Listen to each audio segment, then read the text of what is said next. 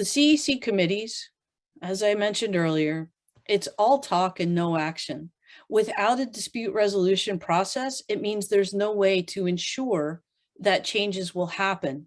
Instead, the CEC has taken a perspective or a position that's trust us to do the right thing. We promise you we're going to listen to faculty.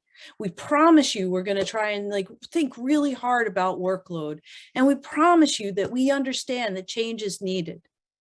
What they won't say is that we commit to implementing those changes as soon as those recommendations come out and to ensure that they are included in the next collective agreement.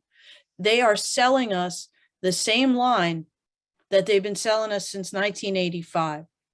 Trust us, we're partners in this, even though we refuse to negotiate it at the table, and even though we'd rather impose terms and conditions rather than actually have a discussion about the importance of this and find a middle path through it.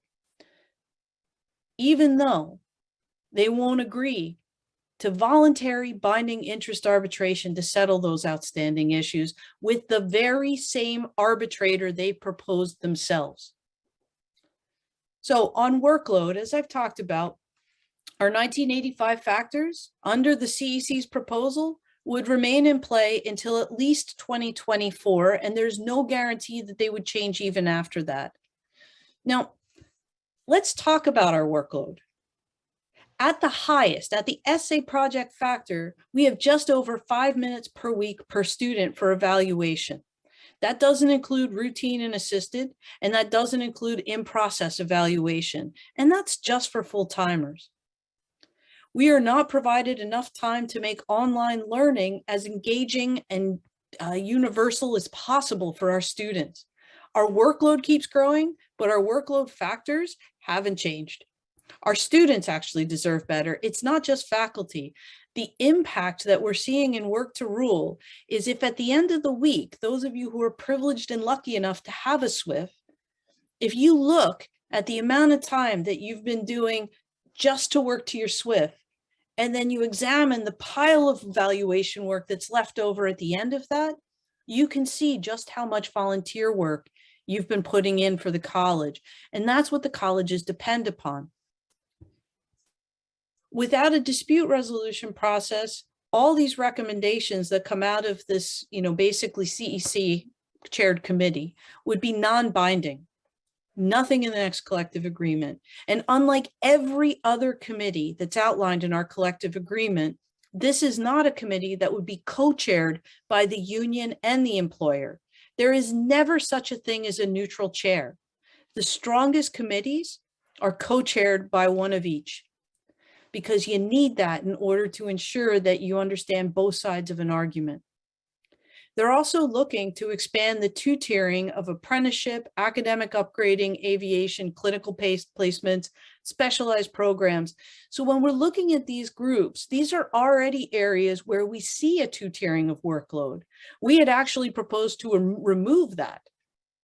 What we have is the difference between post-secondary and non-post-secondary means that the non-post-secondary programs teach more hours a week, more weeks a year, and they have basically a harder set of working conditions. We believe that that distinction should be moot.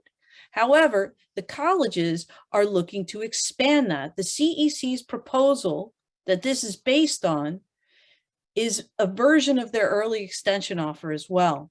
They told us at the table, if you don't take this offer, we're going to make it worse, and here's what we're going to do. And then they put out a management proposal that spelled out exactly how they see that two-tiering happening. They also wanted to target new faculty for different working conditions, including mandatory work on weekends without the ability to say no or consent, and expanded hours over the course of the day, as well as a differential vacation formula. So when we're looking at a closer look of where you want to go, you can go to their own site and review Management Proposal 10A. That's their vision for workload. This is what they threatened at the table, and it outlines their end goals in relation to faculty workload. Again, the faculty proposal included all faculty workload. Every single one of us would have our workload examined in depth and with a data collection mechanism that formed the basis for those joint recommendations. Where we couldn't agree, it would go to Bill Kaplan, and he would be able to help decide what goes into the next collective agreement.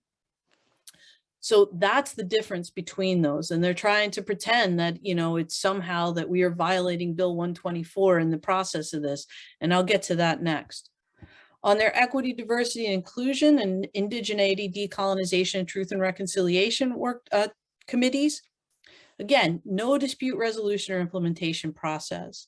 The other piece that seems kind of simple is that the recommendations for the EDI committee would go to the college president rather than the board of governors. That gives the college president sole authority around what gets implemented and what doesn't. It's not a representative body that helps make that decision. On the indigeneity, decolonization, truth and reconciliation committee, what they call is a non-adversarial process actually just involves no commitment to dispute resolution or implementation as well. The scope and the mandate is so vague and limited as to be like almost nonsensical. What they're trying to say is that if a college is already engaged in work around truth and reconciliation, that this committee, the Indigeneity Decolonization Committee, would not be allowed to duplicate that work in any way.